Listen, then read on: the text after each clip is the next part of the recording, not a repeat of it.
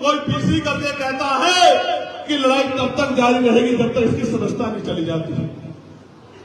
कोई ट्वीट करके कहता है कि लड़ाई जब तक जारी रहेगी जब तक इसकी सदस्यता नहीं चली जाती।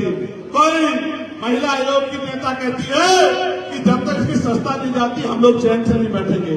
एक अकेला चंद्रशेखर आजाद और उसकी पार्लियामेंट की आवाज इतनी भारी हो गई है इन सब लोगों पे, इन तमाम दलों पे, कि ये कहते हैं उसकी सदस्यता ले जा हमें छीननी है। अबे भैया, मैं तो उस मिट्टी का बना हूं, मुझे तो हमारी पार्टी के लोगों ने जबरदस्ती कहा कि आप चुनाव लड़ो, आपको भेजेंगे। मैंने तो पार्टी के लोग यहाँ बैठे हैं, ये कहा था किसी को लड़ा के भेज दो, मैं तो जमीन पे काम करने वाला आदमी हूँ। इन्होंने मुझसे कहा कि आप भाई आप ही को जाना है, आप बोलोगे तभी बात मजबूत होगी, तभी सरकारों में असर पड़ेगा।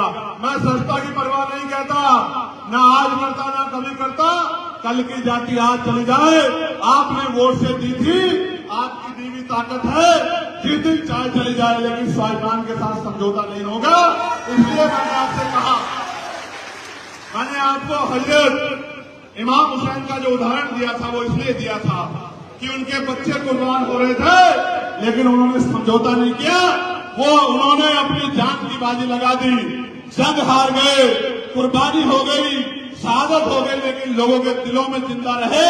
और आज तक यजीद को कोई नाम लेवा नहीं है और हजरत इमाम हुसैन लोगों के दिलों में जिंदा है। मैं एक बात बता रहा हूं, मैं यही बता रहा हूं, मैं सस्ता की परवाह नहीं करता। मैं कहता हूं गवर्नमेंट को, आज मेरी सस्ता छीन लो, मैं जितना ताकतवर जमीन पे हूं, ये 2027 में मेरे लोग बताने का काम करेंगे सस्ता कैसे छीनी जाती है।